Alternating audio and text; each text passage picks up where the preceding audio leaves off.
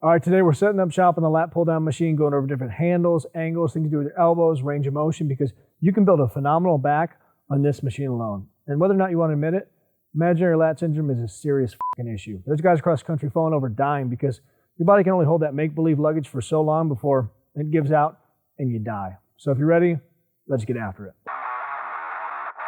All right, let's start with a couple of my favorite single arm movements. And the benefit of these is you can put that lat in an extreme stretch that you can't get with other pull down variations. The first one you can do by sitting on the side of the machine and then actively drive yourself away from it, putting more of a stretch on that lat.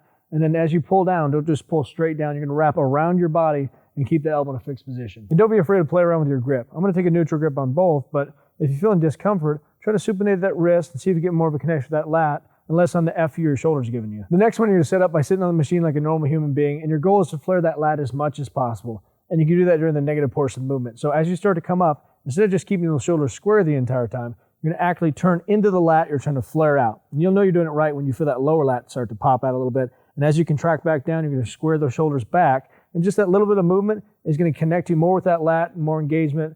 It's gonna tear them up.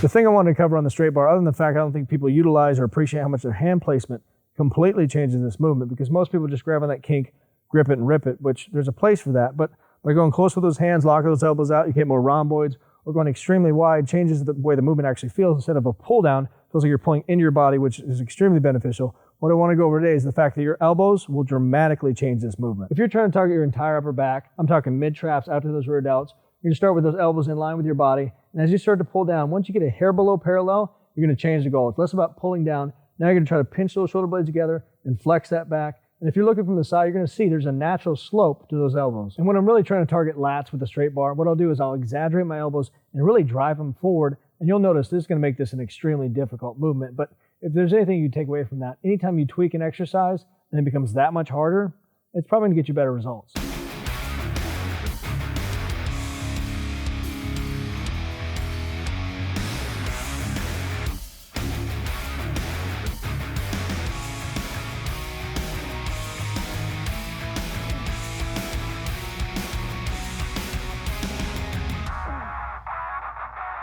So you guys know this handle is pretty much my only friend. Anytime I can incorporate it on back day, I do, and I've talked ad nauseum about my favorite way to do these on a lat pull down, which is working against it during that negative portion, coming back, keeping the elbow in a fixed position. But the other way I like to use it is on a movement I'm just gonna call cleavage, because basically you're pushing your tips together and you look thirsty, but it works. So as you start to come up, you're gonna drive those elbows in as much as possible.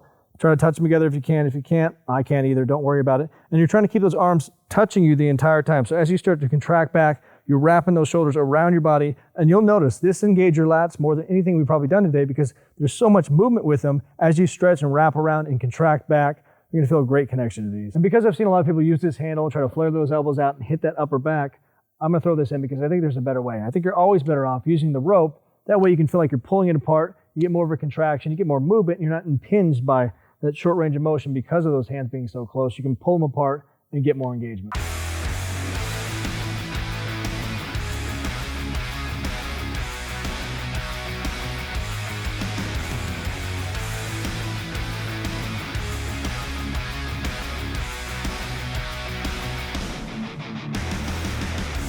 So as always, like, subscribe with the notification bell, leave a comment for the video up next, and get after, get growing.